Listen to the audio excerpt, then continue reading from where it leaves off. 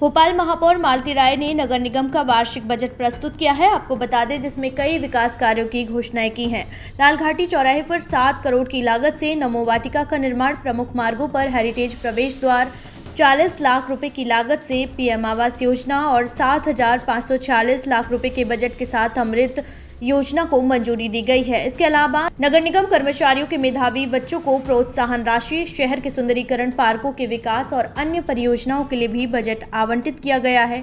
हालांकि बजट में property tax में 10% और जलकर सीवेज शुल्क में 15% वृद्धि का प्रस्ताव पेश किया गया है, जिस पर कांग्रेस ने कड़ा विरोध जताया है। विपक्ष ने इसे जनता पर आर्थिक बोझ बढ़ाने वाला बताया है, जबकि भाजपा पार्षदों ने इसे शहर के विकास के लिए आवश्यक कदम करार दिया है।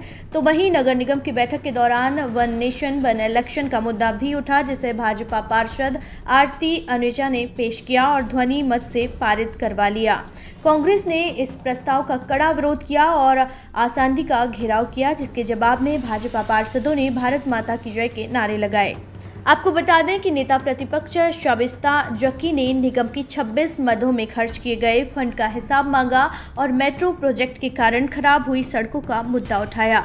महापौर मालती राय ने जवाब दिया कि जल्द ही सड़कों की मरम्मत कराई जाएगी। इस बार भोपाल नगर निगम का कुल बजट 36,011 करोड़ 79,75,000 रुपए का है, जो पिछले साल के मुकाबले 300 करोड़ रुपए अधिक है। हालांकि इस बार घाटे का बजट पेश किया गया है। प्रत्येक वार्ड के लिए 50 लाख रुपए और प्रत्येक जोन अध्यक्ष के लिए 10 लाख रुपए का प्रावधान किया गया है। विपक्ष ने इस बजट को आम जनता पर बोझ डालने वाला बताया, जबकि सत्ता पक्ष ने इसे शहर के विकास की दिशा में एक बड़ा कदम करार दिया है। देखिए, अध्यक्ष जी जो बोल रहे हैं उसमें एजेंडा में लिखा है कि स्पीकर की अनुमति से अन्य विषय अलग चीज होती है और प्रस्ताव अलग चीज होता है। प्रस्ताव का मतलब होता है जो बात आप बोल रहे हैं वो एजेंडे में लिखा हो और उसकी परिशिष्ट लगी हो कि इसका मतलब क्या है। जो उन्होंने इतना बड़ा खर्रा पड़ा, ये पूरा उसमें लिखा होना था एजेंडा में। पहले वो इसको समझे, विषय क्या होता है और प्रस्ताव क्या होता है, दोनों भिन्न भिन्न चीजें हैं, तो इसलिए दोनों को मिला नहीं सकते। इसलिए उन्होंने पूरे परिषद को गुमराह करा कि विषय कभी भी ले सकते हैं, लेकिन प्रस्ताव कभी भी नहीं ले सकते। वो एजेंडा में शामिल होना चाहिए, ये नियम कहता है। देखिए, महापौर परिषद के माध्यम से नगर निगम मुख्यालय का भवन का प्रस्ताव MIC की अनुशंसा के 7 पटल पर किया गया, जिसमें पर्याप्त सभी पक्ष और विपक्ष के सदस्यों को अवसर दिया है और उन्होंने अपने विचार व्यक्त किए हैं। आसंदी से इस बात की व्यवस्था दी गई और बहुमत से उक्त प्रस्ताव को पारित किया गया। साथ ही आयुक्त महोदय को इस बात की व्यवस्था दी गई है कि आयुक्त महोदय इस बात को सुनिश्चित करें कि उसमें सभी नियमों का पालन हो रहा हो। नगर निगम भोपाल हर वो काम करना चाहती है जो जनता के हित में हो। वन टाइम वन इलेक्शन का भी यदि केंद्र से ये प्रस्ताव आया है, लोकसभा में यदि इस पर बिल आया है, तो निश्चित ही भोपाल नगर निगम में भी कहीं न कहीं भोपाल की जनता को भी इस बिल के पास होने से सहूलियत मिलेगी। क्योंकि देखते हैं हम कि जैसा कि अभी हमारे परिषद में उदाहरण भी दिया कि पहले नगर निगम के चुनाव हुए, 4 महीने 6 महीने बाद विधानसभा चुनाव हुए, उसके 6 महीने बाद लोकसभा चुनाव हुए। 1 साल तक नगर निगम में भोपाल की जनता को विकास के लिए इंतजार करना पड़ा और जिस दिन ये बिल पास हो जाएगा, एक बार में चुनाव होगा, तो निश्चित ही जनता को विकास में भी सहूलियत मिलेगी और जो देश में खर्चे होते थे उन खर्चों पर भी रोक लगेगा। खंडेलवाल समाज द्वारा संत सुंदरदास जी की 430वीं जयंती के उपलक्ष्य में 6 अप्रैल रामनवमी के दिन भव्य शोभा यात्रा निकाली जाएगी। इस अवसर पर सुंदर महिमा पत्रिका का विमोचन भी किया जाएगा, जिसमें संत सुंदरदास जी का काव्य रचनाओं के साथ खंडेलवाल समाज के इतिहास, कुल देवियों और समाज के वरिष्ठ जनों का जीवन चरित्र शामिल है। संत सुंदरदास पारमार्थिक ट्रस्ट के अध्यक्ष विवेक खंडेलवाल और निर्भय खंडेलवाल ने प्रेस वार्ता में बताया कि शोभा यात्रा अग्रवाल नगर से प्रारंभ होकर नौलखा चौराहे स्थित संत सुंदरदास प्रतिमा स्थल तक निकलेगी। इस दौरान समाज की माता बहनें और समाज बंधु भजन कीर्तन करते हुए शोभा यात्रा में शामिल होंगे। यात्रा के समापन पर प्रतिमा स्थल पर भव्य आरती और प्रसाद वितरण किया जाएगा। इस विशेष अवसर पर खंडेलवाल समाज द्वारा प्रतिमा स्थल पर प्याऊ की स्थापना भी की जाएगी। साथ ही समाज के विभिन्न संगठनों द्वारा पूरे शहर में दीप प्रज्वलन और घरों पर भगवा ध्वजा लगाने का आह्वान किया जाएगा। शोभा यात्रा का संचालन खंडेलवाल मित्र मंडल द्वारा किया जाएगा। प्रेस वार्ता के दौरान प्रमुख रूप से विवेक खंडेलवाल, निर्भय खंडेलवाल, राजन गोलवाल और कैलाश मावेवाला उपस्थित रहे। समाज के सभी बंधुओं से इस ऐतिहासिक शोभा यात्रा में अधिक से अधिक संख्या में शामिल होने का अनुरोध किया गया है। देखिए, संत सुंदरदास जी की 430वीं जयंती है और ये 430 साल से ही मैं समझ लीजिए कि जब से खंडेलवाल समाज है, जब से खंडेलवाल समाज की उत्पत्ति हुई, जब से संत सुंदरदास जी की जयंती हम लोग मनाते आ रहे हैं। ये हमारे लिए बड़ा गौरव का विषय है कि संत सुंदरदास जी की प्रतिमा पूरे मध्य प्रदेश में अगर देखा जाए तो इंदौर शहर में एकमात्र प्रतिमा है और इंदौर शहर का पूरा समाज उस दिन हर्षोल्लास के साथ में अलग अलग वेशभूषाओं में महिलाएं, माताएं, हमारी बहनें, हमारे पुरुष साथी सब लोग बड़े जश्न और हर्षोल्लास के साथ ये त्यौहार मनाते हैं। उस दिन भजन होता है, आरती होती है, उसके बाद प्रसादी का वितरण होता है। संत सुंदरदास जी की जय। 6 अप्रैल को रामनवमी उत्सव पे खंडेलवाल समाज धूमधाम से रामनवमी उत्सव मना रहा है। इस उपलक्ष्य में समाज की समस्त संस्थाएं, जिसमें मुख्य रूप से खंडेलवाल मित्र मंडल इस यात्रा का संयोजक है। हमारी शोभा यात्रा 6 अप्रैल को अग्रवाल नगर से नवलखा चौराहे तक जाएगी। इस दिन उल्लेखनीय कार्य समाज की हमारी एक पत्रिका का विमोचन होने जा रहा है, जिसमें हमारे संत की पूरी जीवनी देश भर में हम लोग प्रसारित करने जा रहे हैं। इसमें पूरे समाज का हमें पूर्ण सहयोग है। समाज के सुंदरदास जी, हमारे कवि तुलसीदास जी समकक्ष रहे हैं। सुंदरदास जी, शासन ने, सरकार ने, देश ने इनकी उपयोगिता को स्वीकारा है। इनके नाम से सरकार ने डाक टिकट जारी किया है। हमारे संत की याद में हम लोग हर्षोल्लास से प्रोग्राम मनाते हैं और पूरे देश में इसका प्रोग्राम मनाया जाता है।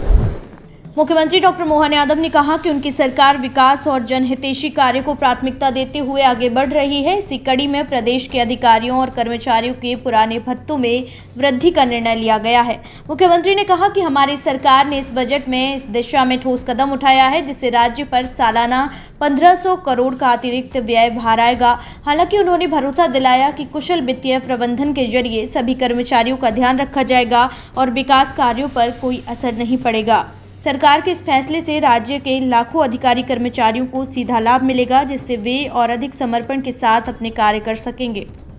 मुझे ये बात की प्रसन्नता है कि जब हम जनहितैषी कामों को आगे लेकर चल रहे हैं, विकास के पैमाने के नए नए कीर्तिमान बना रहे हैं, तो हमारे इस काम के जो मूल आधार अधिकारी कर्मचारी सभी बंधुओं के लिए भी हमने पुराने 9 साल 10 साल 15 साल पुराने जो खास करके भत्तों की राशि बढ़ाने का जो बड़ा निर्णय था, मुझे इस बात की प्रसन्नता है कि हमने इस तरह सामने भी इसी बजट में इस बात की गुंजाइश दी है और इसके माध्यम से लगभग 1500 करोड़ रुपया साल का व्यय भार हम पे बढ़ेगा।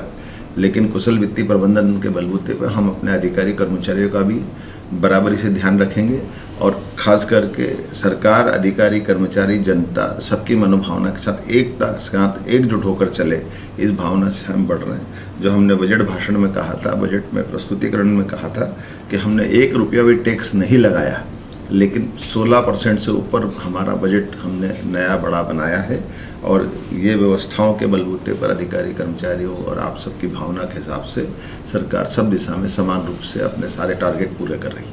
मेरी अपनी ओर से प्रदेशवासियों को बधाई।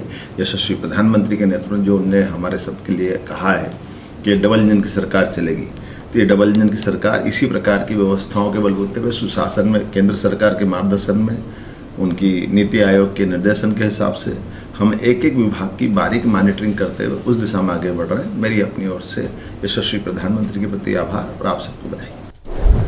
कन्नौज पुलिस ने राधाकृष्ण की रंगोली के अपमान के मामले में तेजी से कार्रवाई करते हुए कॉलेज के प्रोफेसर जुजैर अली को 24 घंटे के भीतर इंदौर से गिरफ्तार कर लिया। दरअसल आपको बता दें कि कन्नौज कॉलेज में बनाई गई राधाकृष्ण की रंगोली को प्रोफेसर ने पैर से रौंद दिया, जिसका वीडियो वायरल होते ही छात्र संगठनों में आक्रोश फैल गया। संगठनों ने इस घटना के खिलाफ प्रदर्शन किया और पुलिस को ज्ञापन सौंपकर कार्रवाई की मांग की। पुलिस ने मामले को गंभीरता से लेते हुए जांच की और प्रोफेसर को इंदौर से गिरफ्तार कर न्यायालय में पेश किया, जहां से उन्हें जेल भेज दिया गया। इस पूरे मामले पर थाना प्रभारी तहजीब काजी ने बताया कि पुलिस ने त्वरित कार्रवाई कर आरोपी को गिरफ्तार किया है और मामले की जाँच जारी है। जो स्थानीय कॉलेज के प्रिंसिपल थे, उन्होंने प्रतिवेदन दिया था अपने असिस्टेंट प्रोफेसर जुजैर अली के खिलाफ कि उनके द्वारा छात्रों की धार्मिक भावनाओं के विरुद्ध कार्य किया गया है। रंगोली जो धार्मिक प्रतिक्रिया थी उसको पैरों से बिगाड़ा गया था। उसमें एफआईआर दर्ज हुई थी। एफआईआर दर्ज में विवेचना की गई। विवेचना में उनके खिलाफ आरोप सिद्ध होने से आरोपी की तलाश की गई आरोपी को इंदौर से कल रात में गिरफ्तार किया गया था और आज माननीय न्यायालय पेश किया गया और यहाँ माननीय न्यायालय द्वारा उसे जेल भेज दिया गया। इंदौर में नगर निगम की कचरा गाड़ी में अचानक सीएनजी सिलेंडर फटने से भीषण आग लग गई। आग इतनी तेज थी कि वाहन जलकर खाक हो गया। हादसा बजरंग नगर मजदूर चौक के पास हुआ। जानकारी के मुताबिक शॉर्ट सर्किट के कारण आग लगी, जिससे सिलेंडर में ब्लास्ट हो गया। गाड़ी में मौजूद चालक और कर्मचारी समय रहते कूदकर अपनी जान बचाने में सफल रहे। तो वहीं घटना की सूचना मिलते ही हीरानगर थाना पुलिस मौके पर पहुंची और मामले की जांच में जुट गई। हादसे का वीडियो भी सामने आया है, जिससे इलाके में हड़कंप मच गया। बनासकांठा गुजरात में अवैध पटाखा फैक्ट्री हादसे में जान गंवाने वाले देवास और हरदा जिले के 18 मजदूरों के शव नेमावर लाए गए हैं। मां नर्मदा के पावन तट पर जिला प्रशासन की देखरेख में सभी शवों का एक साथ अंतिम संस्कार किया गया। संदलपुर और हंडिया में मातम पसरा हुआ है। तो आपको बता दें कि परिवारजन बिलखते नजर आ रहे हैं। हादसे में भोपा जाति के राकेश और लखन के परिवार खत्म हो गए हैं। वहीं अंतिम संस्कार के दौरान जनप्रतिनिधि, प्रशासनिक अधिकारी और स्थानीय लोग मौजूद रहे। शोक सभा में पूर्व मंत्री कमल पटेल, विधायक आशीष शर्मा और अन्य नेताओं ने मृतकों को श्रद्धांजलि दी। प्रशासनिक अधिकारियों और स्थानीय जनप्रतिनिधियों ने मौन रखकर दिवंगत आत्माओं को शांति के लिए प्रार्थना की। महाराष्ट्र के सोलापुर में आज गुरुवार को भूकंप के झटके महसूस किए गए। भूकंप की तीव्रता रिक्टर पैमाने पर 2.6 मापी गई है।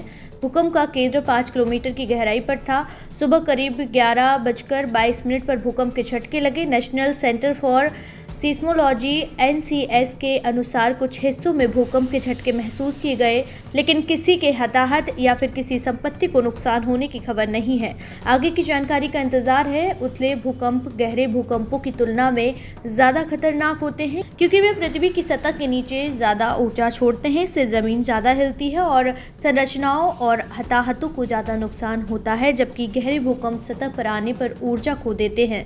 इससे पहले 1 अप्रैल को national centre for seismology (NCS) के अनुसार मंगलवार शाम को लद्दाख के लेह क्षेत्र में रिक्टर पैमाने पर 4.2 तीव्रता का भूकंप आया था।